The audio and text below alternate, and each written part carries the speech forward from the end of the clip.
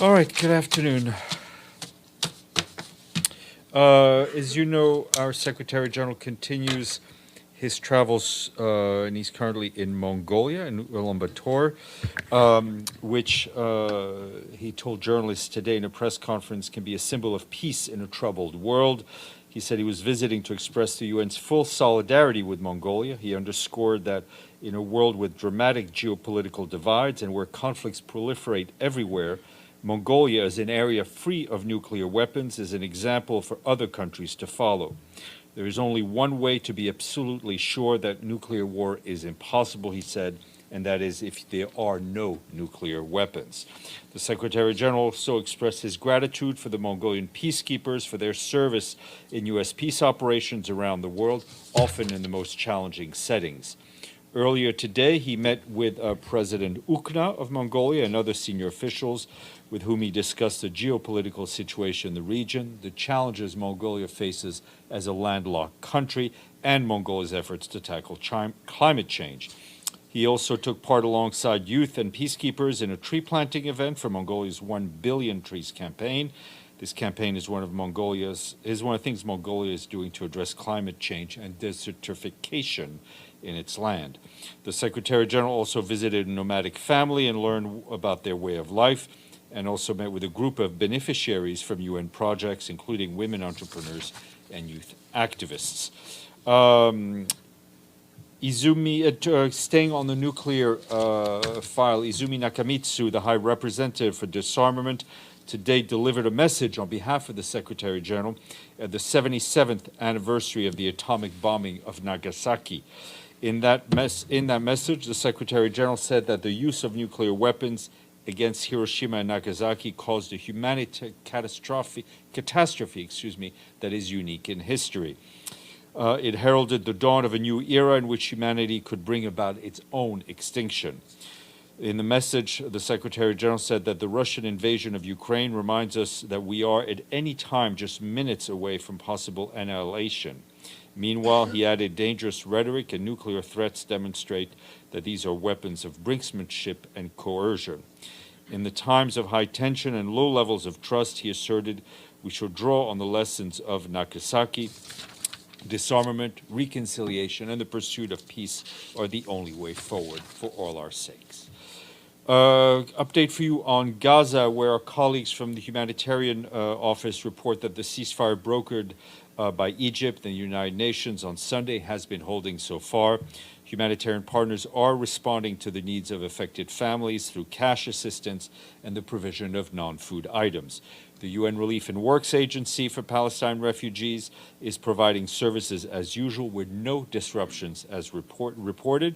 Assessment of damage to critical installation is ongoing. At the moment, there appears to be no severe damage to water and sanitation systems, and all health facilities remain functional, but some need to replenish trauma and emergency supplies. Meanwhile, Israel reopened the crossings with Gaza yesterday. The Erez crossing is open for the passage of Palestinian patients and the UN and diplomatic personnel. The Karim Shalom crossing is open for the movement of all authorized goods, including fuel for Gaza power plant, and the Rafah crossing is open as usual for 3 days per week. And as you saw, Tor Venislan, the special coordinator for the Middle East peace process, briefed the Security Council in an open meeting yesterday afternoon.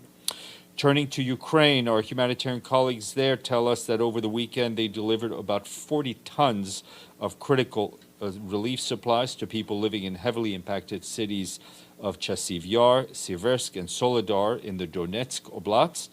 You may recall that Chasiv Yar, close to the front lines, suffered one of the deadliest attacks in the beginning of the war when a municipal dormitory sheltering vulnerable people was hit in the first week of July, killing nearly 50 people and injuring many others. The 7-truck humanitarian convoy brought bottled water, water purification tablets, emergency health kits, hygiene items, blankets, and other relief supplies to more than 6,000 people to help them prepare for the upcoming cold season, otherwise known as winter. Our humanitarian colleagues said that the conflict continues to take a heavy toll on civilians, in the 3 cities across Donetsk Oblast. Yesterday, at least 1 civilian was killed, 5 others injured in shelling in Chasiv Yar, according to local authorities.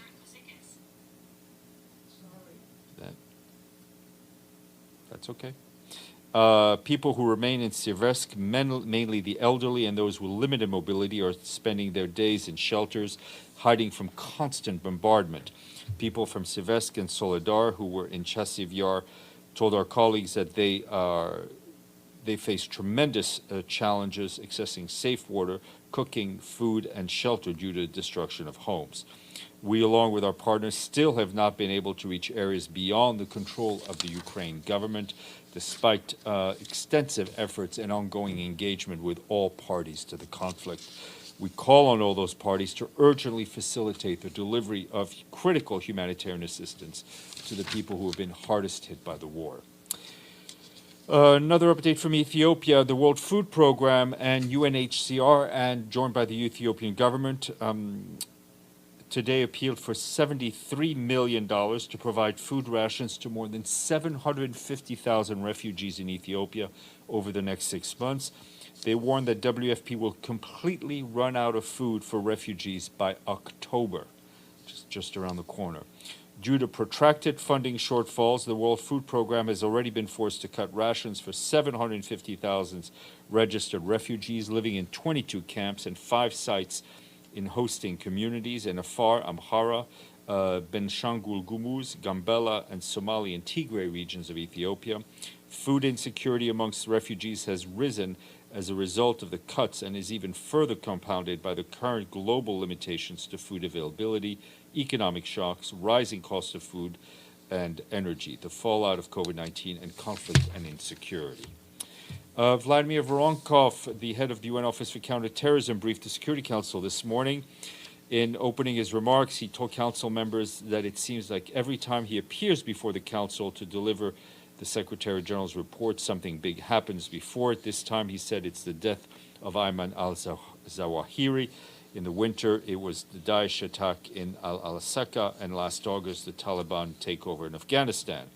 He told Council members that despite its territorial defeat and subsequent leadership losses, Daesh has continued to pose a threat to international peace and security, and one that has been rising ever since the onset of the COVID-19 pandemic. Mr. Voronkov said that resolving the conflicts in which Daesh and al-Qaeda thrive is necessary for creating the conditions to bring about their defeat, but adding that we must also address the vulnerabilities, social grievances, and inequalities exploited by the group in the first place, as well as promoting and protecting human rights and the rule of law. Iftikhar had asked me about our assistance in Pakistan, and I can tell you that the UN team in Pakistan, led by resident coordinator Julian Harnais, is stepping up its response to assist millions of people impacted by recent flooding, following the authorities' recent requests for assistance.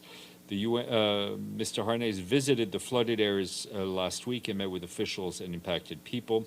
In addition, the UN's Rapid Needs Assessment, the World Food Programme, is providing cash to affected communities, along with mother and child nutrition projects, while the World Health Organization is providing medicines, mosquitoes, and blankets. For its part, the UN Population Fund has distributed over 6,000 dignity kits and 500 newborn baby kits, while UNHCR has sent 500 tents, along with tarps, blankets, and buckets to support some 70 refugee families. And UNICEF has distributed maternal and neonatal supplies. And not to be left out, the Food and Agricultural Organization is working with authorities to assess the needs and supply veterinary supplies. Today is the International Day of the World's Indigenous Peoples. In a message, the Secretary General notes this year we are highlighting the role of Indigenous women in preserving and passing traditional knowledge. The Secretary General points out that Indigenous traditional knowledge can offer solutions to many of our common challenges. He calls on member states to implement the UN Declaration on the Rights of Indigenous Peoples and promote Indigenous and traditional knowledge for the benefit of all. And as promised, tomorrow our guest will be Fred Kenny, who is the interim coordinator for the UN Joint Coordination Center for the Black Sea Initiative. He will join us live from Istanbul, thanks to the wonders of modern technology. Edie. Thank you, Steph. Couple of questions. First, is the United Nations doing anything in Cuba to help regarding this fire that has now engulfed a fourth major tank? I mean, we are in touch with the authorities to bring any assistance that we can. I've not heard that they've asked specifically anything of the UN, but we're obviously in touch with them and standing by. And I know that we've just seen a ceasefire in Gaza, and now the leader of Lebanon's Hezbollah is issuing a warning to Israel over their long-standing border dispute. I wonder if the Secretary General has any comment on that. Well, I mean, I think we're always concerned of the fragility in the situation in that area, and we would ask, in reference to what you said, for anyone to avoid any rhetoric that would inflame the situation further. Yes, sir. Hi, Stéphane. First, can you share the video message from the SG about the International Day of World's Indigenous Peoples with us? I think if there was a video message, I can share it with you. I think so, yeah. Well, but we didn't really receive the transcript, I think. So my questions are concerning two statements from the Russian Foreign Ministry. First one is a quick follow-up on my yesterday's question. Today, the Foreign Ministry of Russian released a statement talking about the situation in Zaporizhzhia nuclear plant. They said in this statement, and I quote, "At the last moment, the red light was turned on by the Department of Security of the UN Secretariat. The trip was disrupted. We hope that in this current situation, the UN Secretary General will be fully aware of his responsibility and will not, through the departments related to him, the Secretariat, or other parts of the UN mechanism, prevent the IAEA mission." So what's your response to this statement? You know, I often tend to repeat myself here because I think the questions, I don't know what else to say, but the fact is that the Secretary General, all of the staff that works for him, are committed to helping the IAEA. We have been so since the beginning, and we will continue to do so. When they're talking about the Department of Security, I suppose it should be UNDSS. Did you know that whether the UNDSS raised concern about the security of such trip? I will say it again. We are committed in doing everything we can to get the IAEA technicians to Zaporizhzhia. I mean, if you listen to what the Secretary General said in Japan in his press conference, I don't think he could have been clearer. Anyone who says that, you know, if anything would happen to that nuclear plant or be attacked or so, that would be suicidal, is not going to stand in the way of a visit of the UN's own nuclear staff. He has told these are the instructions given to his departments, and not that he needed to give them, because everyone is committed to helping the IAEA get to where they need to go. Okay, so the second statement, the Russian decided to temporarily exempt the inspection activities from the facility subject to inspection under the Treaty on Measures for the Further Reduction and the Limitation of Strategic Offensive Arms. Any response from the UN about this? I mean, we've seen that. You know, the START Treaty is the only remaining bilateral nuclear arms control agreement between the United States and the Russian Federation. This new START Treaty is an essential element of international peace and security and the nuclear disarmament and non-proliferation regime. Both sides need to resolve all issues regarding access and allow inspectors to get back to their invaluable work verifying this very important treaty. I mean, again, this is This comes at a time where the Secretary General is in the midst of a regional tour where the issue of nuclear weapons is front and center. I mean, he himself went to Hiroshima. He met with the survivors. His message was crystal clear. Ms. Nakamitsu was in Nagasaki to deliver a very similar message. He's in Mongolia, and one of the reasons he went to Mongolia is because Mongolia declared itself a nuclear-free zone. He will then be going to Seoul, where the issue of the situation in the Korean Peninsula is going.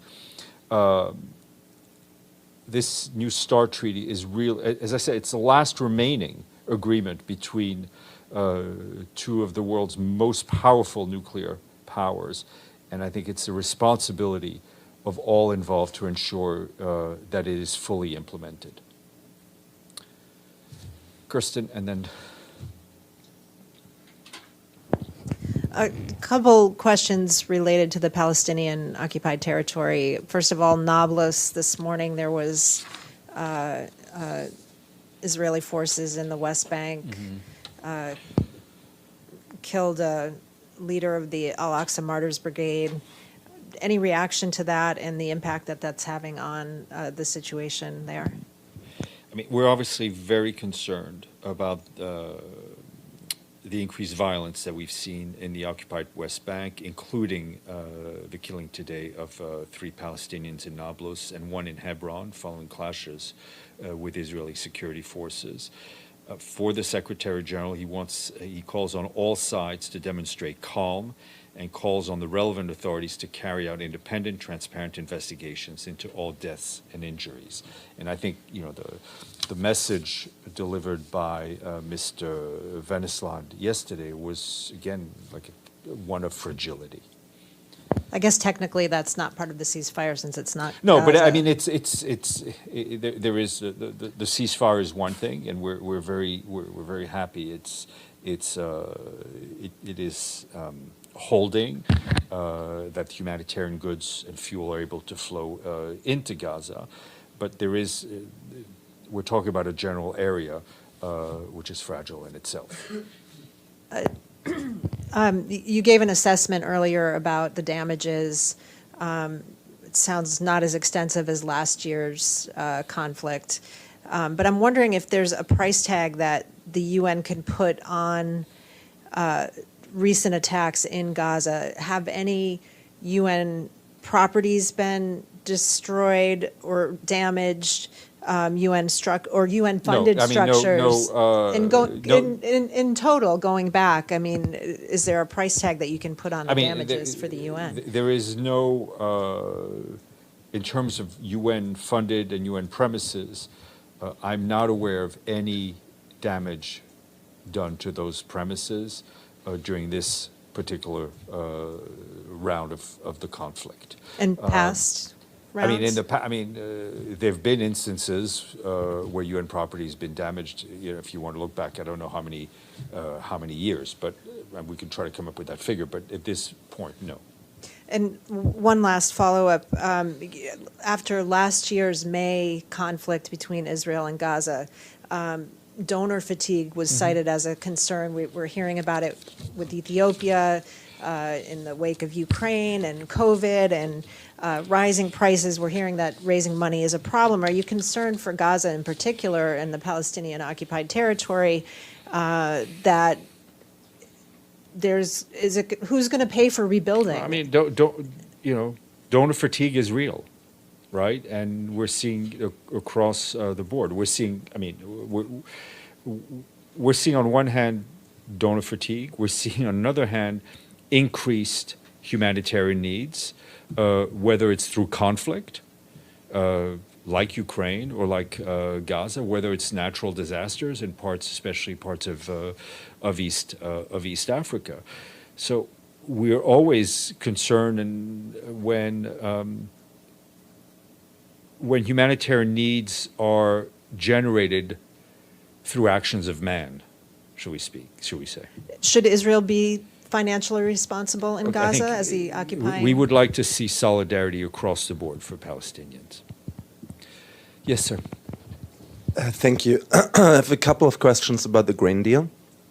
To my knowledge, 12 ships in the last 9 days left Ukraine, and they headed to Lebanon, Ireland, Great Britain, Turkey, China, Turkey, Italy, Turkey, and South Korea. Not to Somalia, and not to other places in Africa, not to other places in South Asia where the UN says grain is needed. What's the SG's opinion about that? The most important thing to keep in mind is that these are commercial transactions, right? So you had ships, I think it was over 27, that had been docked in some of the 3 Ukrainian ports for a long time. They were under contract through commercial transactions. It's only normal that they go where the contract stipulates that they go. We have a WFP chartered ship that will be going in soon to pick up grain and foodstuff for our humanitarian needs. But let's remember that the impact that this deal has had on the global food prices is well noted. I think FAO said the largest price food drop they've seen in years took place in July. So it's had a depressing impact on the world food prices, which enables commercial buyers to buy food at a cheaper rate. And, you know, our humanitarian operations are one thing, and we buy on the global market. And I think if you'll recall at the beginning of this, WFP expressed its concern that its budget was going to be hit because they would have to pay more for grain. So now we're seeing the price of grain drop. But in many countries, you know, developing countries, the imports of food is not part of a humanitarian operation. It's part of commercial contracts. So the first wave is getting these ships out of the Ukrainian harbors because they've been there for a long time. Other ships will come in, all with commercial contracts. Some of them will go to developing countries, others will go to other destinations. We will have, through WFP, access to that grain. And I think the most important thing is the fact that the price of food at the wholesale level is already had a significant drop. And talking about the price, correct me if I'm wrong, but my understanding is that Turkey gets a 25% discount on grain from Ukraine as they brokered the deal. 5 out of that 12 ships I mentioned earlier were going to Turkey. That doesn't really seem to support the idea behind that agreement. No, I don't know. I have not heard a reference of a 25% discount. Turkish minister said right, in but July. I haven't heard of it. If it is, it's part of a commercial transaction. The ships that are moving now are part of the 27 that have been in Ukrainian harbors since the beginning of this conflict. It's very important that these ships be able to leave, regardless of where their destination is, because the fact that they're moving brings down the price of food globally, right? So if you have countries like Lebanon or food traders in Lebanon or Somalia who are buying on the open market, they now have to spend less to bring the food in. The second reason it's very important that we got those ships out as quickly as possible is that it frees up berth space, right? There's only a limited amount of space in any port, and so it's very important that we get the ships out so others can come in. And maybe one last. As far as I understand, there was no wheat exported so far. It was corn mostly. Corn and I think sunflower. Do you have any knowledge about why it's because this was cargo that was already on the ships, right? So, I mean, Ukraine is a big exporter of sunflower oil, especially, of corn and wheat. It just, there was a commercial operation going on in these ports before the conflict started. The conflict starts, everything freezes into place. So all those 27 cargo ships that were in the harbor, whether they had sunflower oil, corn, or wheat, were kind of frozen in place. So now they're moving, but this is just part of the global marketplace doing its thing. Alan. Thank you, Stéphane. I have a short follow-up on Benno's question regarding the grain deal, we all remember very, very clear that Mr. Griffiths said that the first candidate country is Somalia for getting those grain. And please correct me if I'm wrong. Am I right understanding that the first procurement by WFP will send this grain to Somalia? Or I'll check with WFP. I mean, that will. Maybe there's somebody who knows more who's trying to brief you, but there's a microphone open on the line. If we could ask the technicians to shut it down, please. Or it could be interesting. Maybe leave it open. Could be entertaining on a Tuesday afternoon. I will check with WFP what the destination of their cargo. But obviously, if it's WFP's own ship, it's going to go to a place where there is a need for the import of grain through a humanitarian process as opposed to a commercial process. And I have a second question, please. The Prime Minister of Estonia, Kaja Kallas, made a statement. She said that she was talking about the Russian tourists. She proposed to ban them for visiting a Schengen area, Europe. And she said that visiting Europe is not a human right, it's a privilege. And something similar sounded from the President Zelensky. Can you comment on this? Look, I'm not going to play comment-a-thon. Our focus is on the humanitarian situation, on trying to alleviate the suffering of civilians, and it's not something we're going to get into. Okay. Yes, Monsieur. Thank you, Stéphane. The security situation in Libya looks like it's very volatile the last weeks after the departure of Miss Stephanie Williams. Is there any update regarding how the UN is handling situation over there? Thank I you. will try to get an update from our mission. I don't believe you can. It would be right to blame Miss Williams' departure for an increase in instability and violence in Libya, which has been ongoing for quite some time. But I will see what the mission says. Ms. Kubiak. Steph, it's Maggie. I'm online waving my hands, but maybe you don't see me. Well, put your hands up in the air, Steph? just like. Go ahead, Maggie. Go ahead. Hi, sorry. Quick question. You haven't given us an update on the DRC in a while. Do you have any more information on the ongoing investigation into the border incident where the peacekeepers opened fire? I think you've answered your own question by mentioning the word ongoing. It is ongoing, and as soon as I have something to share, I will. And just say that the message on the indigenous people, including the video, was posted very early this morning on our website. If you have trouble locating it, let me know. You've already received that. Steph, one other thing. Steph? Yes, Maggie. You mentioned Izumi's statement from Nagasaki, but I don't think I saw it in email today.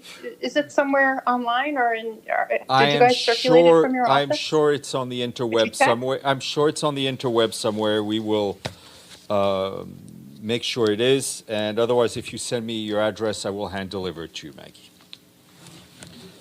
Paulina, save me. Okay, thanks, Steph. Thank you.